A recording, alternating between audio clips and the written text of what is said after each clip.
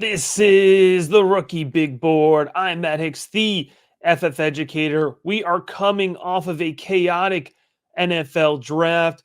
Landing spots have thrown player value all over the place. There are a lot of contentious debates going on right now. So I thought the best way to help you understand the value of your rookie picks right now and to help you navigate those tough decisions was to break down a 4-round super flex rookie draft into 10 tiers to help you better understand the value of your picks. Tier 1 is easy, folks. It always has been Bijan Robinson, 101, no matter what. All right, I have gotten tweets, messages in the Discord, questions on YouTube. Okay, but this is my situation. What if I have 3 Falcons now? What if I don't need a running back? The answer is Bijan Robinson 101. He projects in as the running back 2 in seasonal projections. He's the running back 1 in Dynasty. Do not overthink this. He is in a tier of his own. All right, tier 2. So this is where you're going to start having a decision. There's 4 players that I'm putting in this tier. Yes, 4 players. I would have put the 3 quarterbacks in this tier by themselves before the draft. Those 3 quarterbacks being Anthony Richardson, Bryce Young, and CJ Stroud. But post-draft, Jahmyr Gibbs in Detroit with that juicy draft capital, and with DeAndre Swift now headed to Philadelphia, there's an easy projection for Gibbs to be 230 plus touches. And I would be willing to take him over CJ Stroud if I had that running back need. Now, I'm not going to get into Anthony Richardson versus Bryce Young because I do want to focus on these players within the tier. So the decision that you have to make is, do you want to go upside on Anthony Richardson, or do you want to go with a little bit more floor here for Bryce Young? You're also going to get more immediate 2023 production from Bryce Young. CJ Stroud is getting left out of the quarterback conversation because he does seem, a sub-tier drop down compared to Young or Richardson. But if you wanted to take Stroud over those guys, it's justifiable in the sense that CJ Stroud is going to kind of split the difference. He brings a good amount of upside in terms of his traits and his big arm strength, and he comes with a little bit more floor as well. The question will be, how well can Houston build up a support system around him, both in terms of the offensive line and the weapons? All right, tier 3, I'm calling it the wide receiver 1 mini tier. Okay, so now we're at picks 106, 107 in your Superflex rookie drafts, and you're going to have a choice to make. This should really be between Jordan Addison and Jackson Smith and Jigba, and I've already definitely gotten into this discourse between these two guys. Heading into the NFL draft, JSN was my wide receiver 1. Jordan Addison was my wide receiver 2. Based on the way that they plugged into my projection sheet post-draft, Jordan Addison is now the wide receiver I would take at 106, despite the fact that I love JSN and I love JSN's tape. And I do think we're going to like JSN's landing spot more in 2024 and even more in 2025. But I can't pass up on Jordan Addison landing in a 130 target situation there in Minnesota in a pass-first offense with a quarterback who stylistically clicks very well for him. You compare that to JSN, who has a little bit more of an uphill battle in terms of year 1 targets. I still think he could get 95 targets. That's a really good rookie projection. But he will have to battle with Metcalf and Lockett. And at the end of the day, he's catching balls from Geno Smith in a run-first offense. Regardless, you're getting a good wide receiver, whether you choose Addison or JSN. But the key here is that these two guys should be coming off the board 106 and 107. They were locked in as the top 2 wide receivers in the class before the draft, and they absolutely are still in that spot after the draft. All right, tier 4, here's the drop off. This is a major drop in value in your rookie drafts here. We're going to have to figure out at this point who's the next best guy up, okay? Because everybody is a clear tier drop down from the 7 guys that we've talked about, right? So the 4 guys that I'm willing to put in this tier here are Michael Mayer, Dalton Kincaid, Quentin Johnston, and Zay Flowers. I've noticed already answering questions in the Discord, on Twitter, on YouTube, that putting Kincaid and Mayer in the 108 slot makes a lot of folks nervous. Even if you're not in a tight end premium, I think we need to lean into how good these tight ends are. I plugged Michael Mayer into the projections. He's tight end 12 already in seasonal. He plugs in his tight end 7 for me in Dynasty. Kincaid's immediate projection isn't as strong, but he has wicked upside playing in the Buffalo offense with Josh Allen, right? These are two guys that I would normally not be willing to take a tight end at the back end of the first round.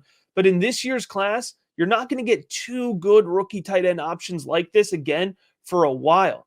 Now, with Quentin Johnston and Zay Flowers, it's a little bit of pick your flavor, right? I have Zay Flowers as a much higher rated tape evaluation, but he's stuck in a really challenging scheme. And I spent the last 3 years trying to convince people not to talk themselves into Rashad Bateman because I watch the Ravens week in, week out, and I have a deep understanding, for better or worse, for the way this offense works. That being said, part of me does believe that Zay Flowers is explosive enough, dynamic enough, versatile enough, where he could potentially get up into that wide receiver 2 territory, despite the fact that touchdowns are going to be limited and targets are just going to be limited in the Baltimore offense. Then you have Quentin Johnston, whose tape I do not like. Folks, I prefer when my wide receivers can catch the ball, okay? And I prefer when my big men play like X boundary wide receivers. Nonetheless, Quentin Johnston lands in an offense that's going to throw the ball 700 plus times a season. Even if Mike Williams and Keenan Allen stay healthy, and even if the Chargers take a slow approach to getting Quentin Johnston on the field, he's probably still going to end the season seeing 7, 8, 9 targets in a game. He's going to have to really underperform to not have some significant fantasy relevance at that spot, right? So even though I'm a big Quentin Johnston fader, I think in this tier here of 108 to 112, he needs to come off the board, and he's probably going to come off the board in most rookie drafts. Another big drop off here as we head into the second round of rookie drafts. And this is where the tiers are going to start to get bigger. So with tier 6 here, the turn into the second round, I'm calling it the get your guy tier, right? Because there's going to be a lot of names that get folks really excited. They're all going to come with upside and they're all going to come with some risk, right? So let's start with Devin Achane. So Achane lands with Miami. And I've been hesitant about Achane. Going in, he was my running back 6 pre-draft. He comes out post-draft as my running back 3. And I didn't expect it to happen like that either. But again, when I plug him into the projection sheet, I only give him 30% of the work on the ground and 10% of the work through the air.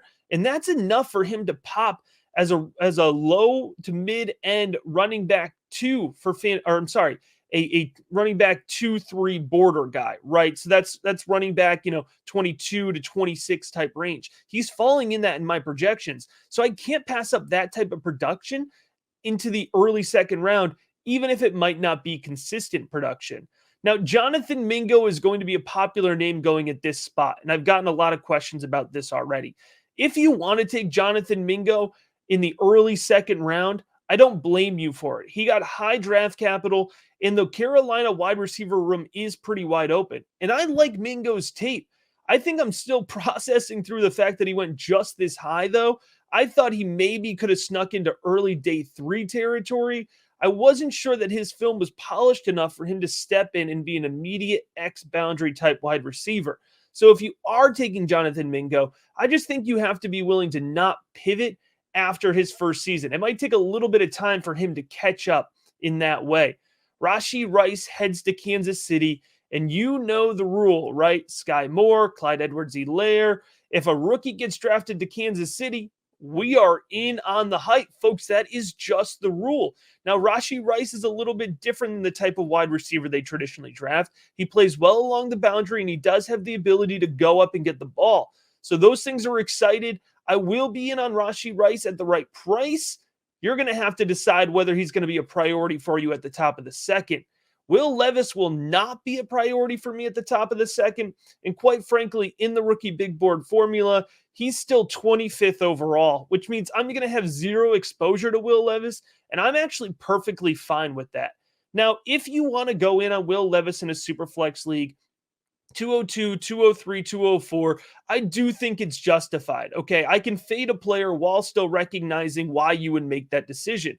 Levis will have every opportunity to earn that starting job heading into 2024, but don't let his older age fool you. He will need a redshirt development year to get caught up in the NFL.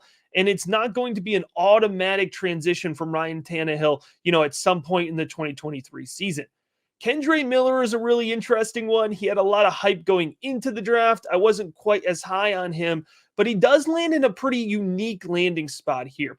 He's going to have the opportunity to fight for running back 2 touches on the depth chart itself with Jamal Williams. But of course, we know a suspension may or even likely is coming for Alvin Kamara. So the question is, can Kendre Miller establish himself enough in the preseason so that if and when Kamara misses 4 to 6 type weeks here, can Kendre Miller get on the field, take over those touches? But I think we're maybe writing off Jamal Williams a little bit too quickly here, folks. We're talking about the guy that dominated the Detroit backfield last year. So I get Kendre Miller. I'm still proceeding with a little bit of caution, but I do think early second round is going to be the range that he comes. Now, I purposely held it back a little bit here and I saved him to the end of the tier. And these tiers, by the way, I'm not reading off the names in order because I'm trying to give you a grouping of guys that will go in a similar range. But Zach Charbonnet will go in this range. And this was probably the toughest one of all of the weekend for me. I'm a big Zach Charbonnet fan. I've been a big fan of his tape all the way through college. And he gets a really, really tough landing spot for both him and Kenneth Walker. I plug him into the projections and we can get him some solid volume, but I think best case scenario, Zach Charbonnet is, contributing as a flex type guy in your offense. Still, at the end of the day, I will lean into my tape evaluation and I will trust my eye. So I'll be happy to use an early second round pick on Zach Charbonnet. And listen, folks, the way it comes at this point in rookie drafts, when you're looking at running backs, you have to find somebody you would love if the number one guy in the depth chart went down or missed time for any reason, right? It's unfortunate to think in that way, but at the end of the day, we know running backs get beat up, right, in the NFL. And so Zach Charbonnet is in a position where if he has to start the game, he can easily be productive with 20 plus touches, and then the fantasy value will only compound from there. Next tier here, tier 7, is more of the back half of the second round, and I'm calling this the get my guy territory here. So the last tier was get your guy. This one's get my guy, because this is where I see a lot of value in the draft. There's a lot of players that I really like that I think are going to consistently slide to the back end of the second round. And so if you have late second round picks, I think I would be excited about those where I wasn't as excited about having late first round picks. So let's go ahead here and start with Marvin Mims. I'm a big fan of Marvin Mims. I would actually take him early in the second round, but I've just noticed rookie drafts already seeing him play out, helping the rookie big board patrons with them, that Marvin Mims seems to be falling a little bit later. So trying to give you an accurate idea where ADP could land. I'm a fan of Mims as a route runner, as somebody who can separate downfield and has really nice hands. Now, Denver's come out and already said they could see Mims lining up pretty much all over the field. So for me, he instantly starts in the slot and could get pretty good volume projection there. There's a really good chance that Denver moves on from Jerry Jeudy, Tim Patrick, or Cortland Sutton at some point this offseason. And so that will really open up some options if Marvin Mims can move to the outside. He absolutely has the ability to play on the boundary. Next up here, we're going to go with Jayden Reed. I liked Jayden Reed, pre-draft, and I wasn't expecting to like him so much here. At first, it seems really messy because Green Bay did add a lot of guys. Luke Musgrave, Tucker Kraft, Dontavian Wicks, who we'll talk about at the end of this episode. But if you plug in the projections, and again, I know I keep saying projections in that word, but I really let that inform because that's fantasy value. And if you look at a fantasy value for rookies, it's going to dramatically swing whether or not they produce year one. We know that year in and year out. So anyway, Jayden Reed, you put him on the boundary opposite of Christian Watson. You have now two guys that can take the top off of a defense, and Jayden Reed has big touchdown potential. He has the ability to average over 14 yards per reception.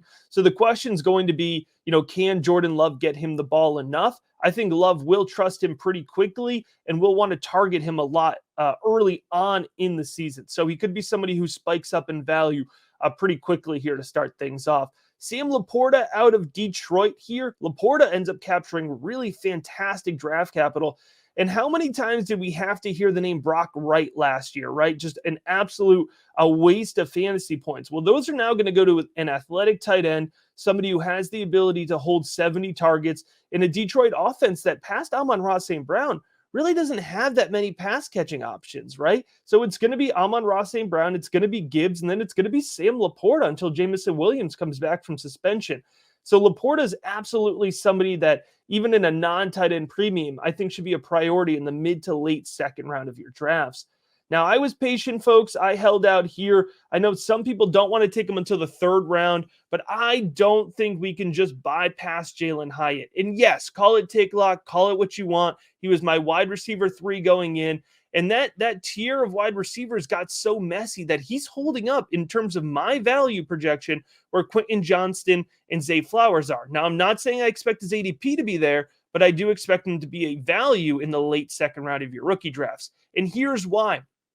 Despite, falling into the third round, you plug him into the Giants offense, and even if you're being conservative, he's going to lead the way in targets. Who's getting more targets in this offense, right? And it's, not a ton. You plug him in 80 targets, 85 targets, but he's going to lead the way. We're looking at Darius Slayton, Isaiah Hodgkins, Wan'Dale Robinson will absolutely be involved in the offense, but he's not going to be a high volume type guy. So then the question becomes, who's getting the touchdowns? And again, you go back to that list, you add in Darren Waller, in terms of touchdowns, it's probably going to be Hyatt and Waller, getting those touchdowns. And of course, Barkley on the ground. So it's an interesting projection to work through, but I do think that there's pretty good value there. I like the Josh Downs landing spot as well. And this doesn't seem to be a consensus opinion, but it just makes sense from NFL purposes. And sometimes when it makes sense from NFL purposes, it makes a lot of sense for fantasy purposes, right? So you have 2 larger X-type wide receivers in Alec Pierce and Michael Pittman on the outside. That's going to open up the middle of the field for Josh Downs to both work well underneath and work well on the seam. So he's got the ability to get a nice amount of targets underneath and take the top off the defense at times with that speed and that downfield acceleration. So it's a really nice combination to lean into here at the back end of the second round. Now, 2 more guys here in this tier. Tank Bigsby, tough landing spot in Jacksonville, especially because I am a big fan of Travis Etienne as well. But I do think it's a sneaky good compliment, and I am still willing to, again, lean into that pre-draft tape evaluation, somebody who I did like a lot. And then last in this tier, and he might even go in the early second round, but I wanted to pump the brakes a little bit on Tyjae Spears. So everybody I've said before, Tyjae Spears is my guy, but I felt Spears needed to be in this tier as well. He's not so much my guy. We're looking at a medical injury here. I believe it was confirmed that he isn't actually playing with an ACL in one of his knees, right? A Jay Ajayi type injury here. So we're looking at a shortened career, and he's going to spend at least the first 2 years of that career backing up Derrick Henry, and he will be a rotational guy, and he will get in on there, and I see the upside if Derrick Henry does miss time. But for me, I am proceeding with more caution than most on Tyjae Spears. All right, into the third round, it's time to start talking about that mid-round priority picks. Got to start here with Hendon Hooker. I do love the idea of Hendon Hooker at 301, 302. You're looking at a guy who has a legitimate chance to win that starting job in 2024. I do think you have to be patient. You have to stash him on your bench. You have to be willing to do that.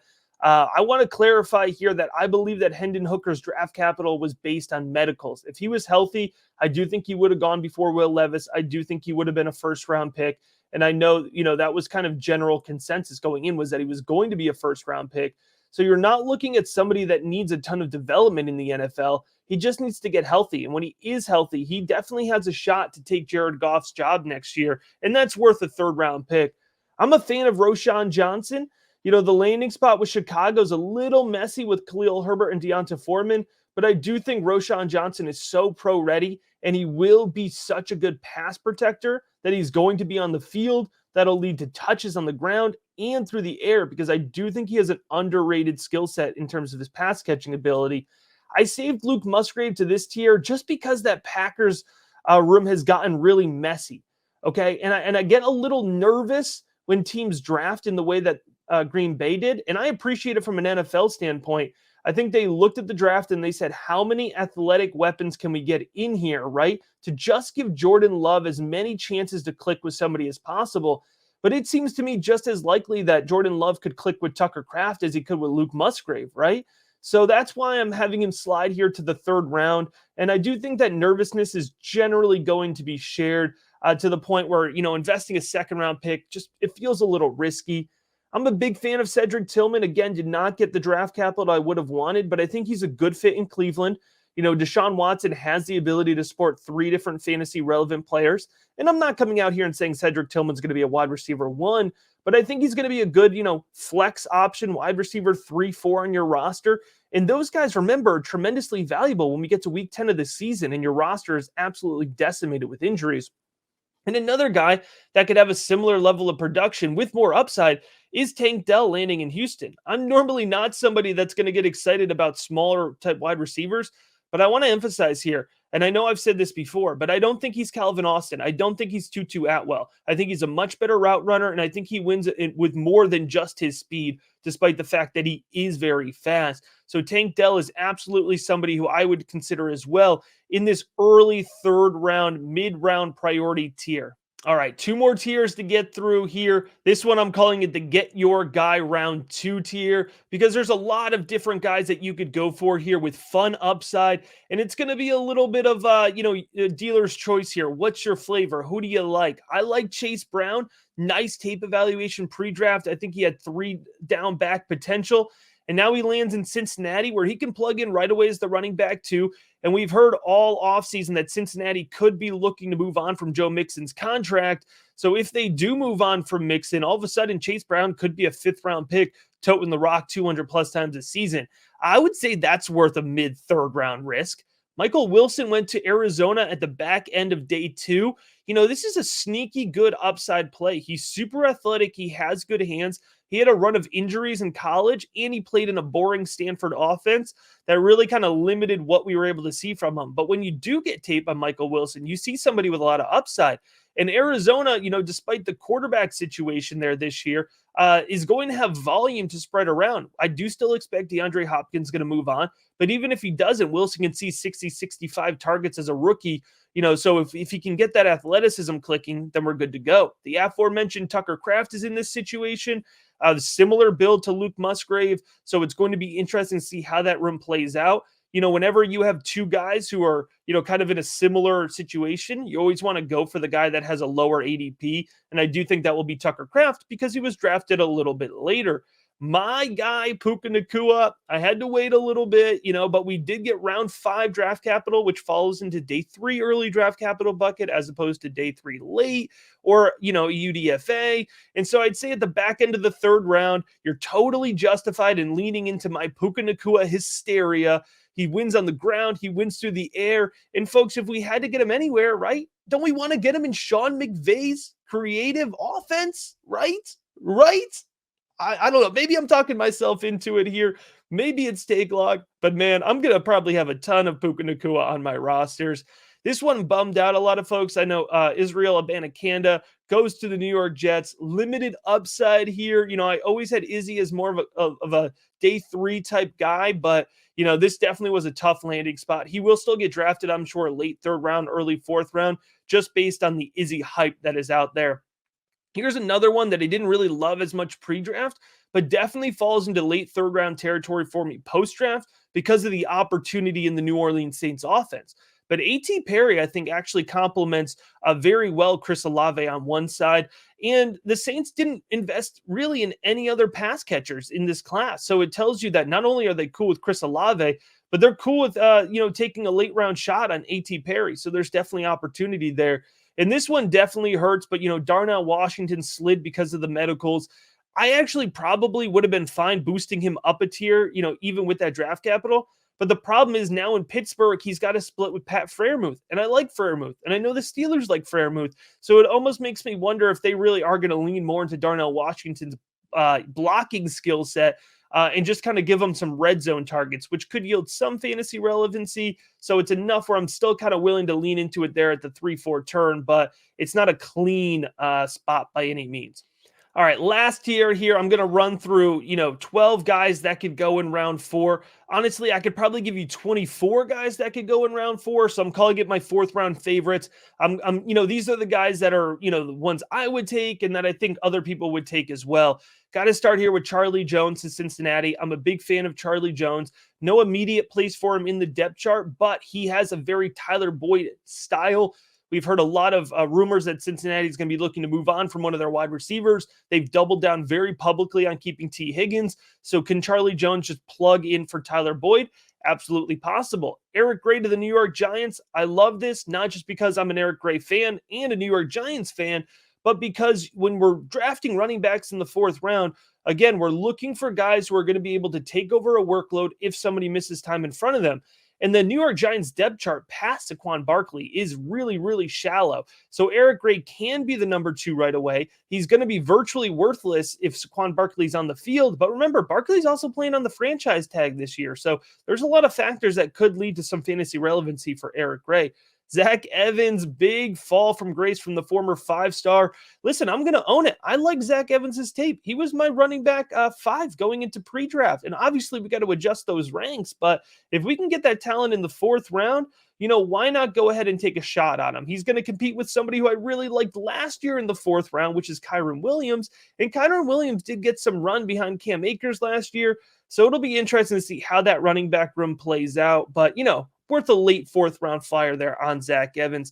Tyler Scott, not my guy. I think he's kind of a confusing fit there in Chicago. I think his skill set really kind of mirrors what Darnell Mooney brings to that offense. But I do know Tyler Scott will have his truthers, and Tyler Scott will, secure a fourth round rookie ADP. So I wanted to put him in here.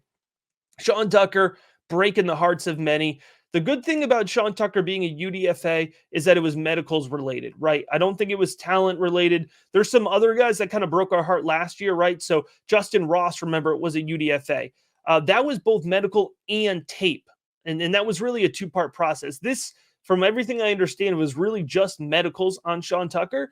And he plugs into the Tampa Bay running back room that is really shallow. And Tampa Bay didn't address the running back position otherwise. And so maybe they go and they, re-up playoff Lenny, or Zeke lands there or something lands there. But for the time being, Sean Tucker has a legitimate shot of being the running back 2-3 in Tampa. So still worth a fourth round flyer despite not getting any draft capital.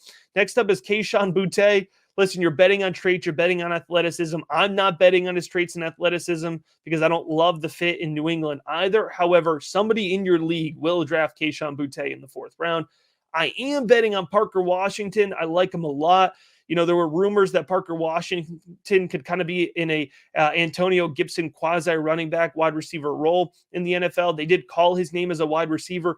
It'll be interesting to see how Jacksonville deploys him. But regardless, late fourth round pick, I'd be willing to add Parker Washington. Dontavian Wicks had some of the best 2021 college tape of the wide receiver position, but he had suspect 2022 college tape. There was a different offense, different scheme, a lot of transition there at UVA between those 2 seasons. So he's a guy for me who has the ability to win out targets in that Green Bay offense. But again, this is the 4th guy I've talked about on this episode from the Packers. So you have to proceed with a little bit of caution. But if you want to bet on traits, bet on upside, Wicks' athleticism, contested catch ability, and speed for his frame are all things to definitely bet on. Deuce Vaughn. I'm so happy that I get to be back in on Deuce Vaughn. I was worried that the 5'5", 160-something pound running back wasn't going to have any fantasy relevancy, but I don't know if it could get any better than this because the Cowboys ignored the running back position up until the fact that they took Deuce Vaughn. Deuce Vaughn's a really nice compliment to Tony Pollard. So Tony Pollard's one of the biggest winners of draft weekend, but Deuce Vaughn is absolutely a winner as well. Elijah Higgins, this is a really fun one to watch and also just a bit annoying as well. So I'll start with the fun part. Higgins was a wide receiver at Stanford, very athletic, very versatile. They lined him up all over the field, and he was definitely a willing blocker. We expected that he may hear his name called as a tight end or be transitioned to a tight end after being drafted, but Miami did list him as a tight end at the NFL draft. And so now Higgins goes to a creative-minded offense, right? And he's going to get that tight end kind of boost, right? He's more valuable as a tight end than a wide receiver.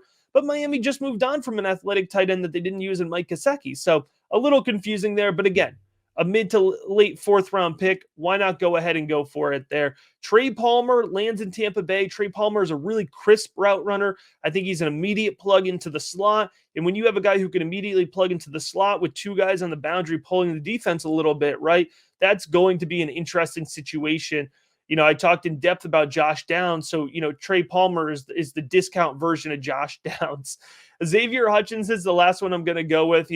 Obviously not the draft capital Xavier Hutchinson truthers were going for, but a guy that was just consistently, good tape. And listen, he had to go the community college route before going to Iowa State, but he improved every single year at Iowa State. So maybe this is just a guy that's going to, consistently get ruled out because of athleticism, but is able to, really produce and be consistent when he's on the field. So that's 10 tiers. That's breaking down your 48 picks in your rookie drafts. I hope this type of ranking was helpful for you.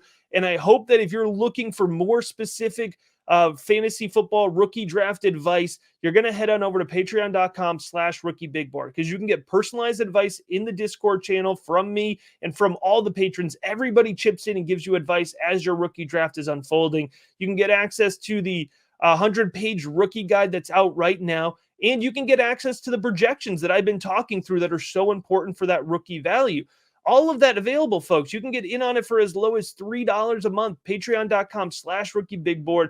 And as always, I appreciate you checking out this episode of the Rookie Big Board.